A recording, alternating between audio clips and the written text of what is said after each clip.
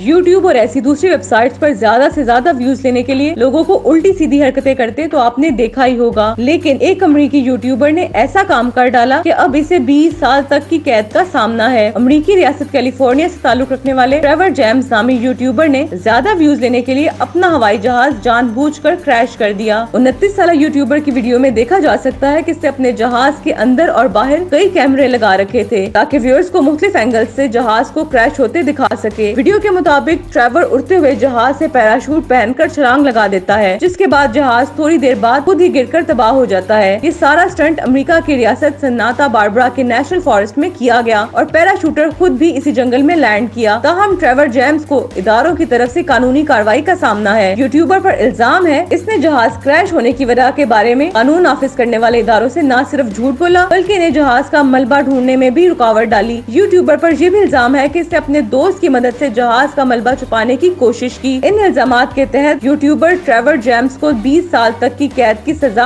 हो सकती है। ये वीडियो 2021 में बनाई गई थी और अब तक इस पर 3 मिलियन व्यूज आ चुके हैं।